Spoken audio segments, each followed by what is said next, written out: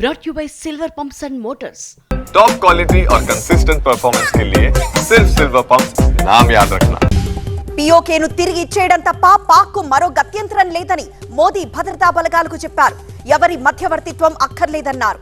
అటు నుంచి కాల్పులు జరిగితే ఇటు నుంచి బాంబులు పేల్తాయని హెచ్చరించారు. పాక్ సరిహద్దు భారత గ్రామాల ప్రజలు ఇంకా భయపడుతూనే ఉన్నారు. కాల్పుల విరమణ అమల్లోకి వచ్చినా వారిలో ఆందోళన తగ్గలేదు. దెబ్బతిన్న ఇళ్లకు మరమ్మతులు చేస్తున్నారు. మహిళలు, చిన్నారులు షెల్టర్లలోనే ఉన్నారు. ఆపరేషన్ సింధూర్ కి సంబంధించిన ఆపరేషన్స్ ఇంకా కొనసాగుతున్నట్లు ఇండియన్ ఎయిర్ ఫోర్స్ చెప్పింది.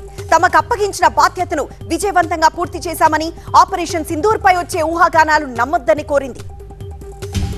పాక్ కాల్పుల్లో చనిపోయిన జవాన్ మురళీ నాయక్ అంత్యక్రియలు ముగిశాయి.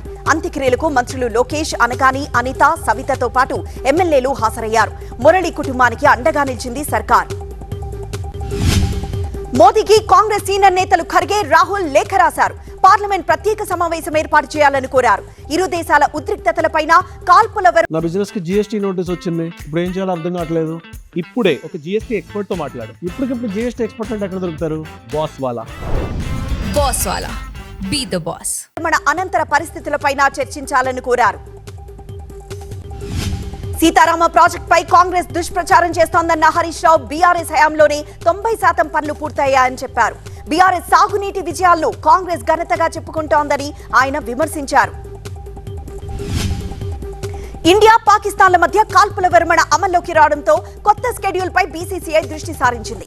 ఇవాళే ఐపీఎల్ నిర్వహణపై సమావేశం నిర్వహించి ఒక నిర్ణయం తీసుకునే అవకాశం ఉందంటున్నారు.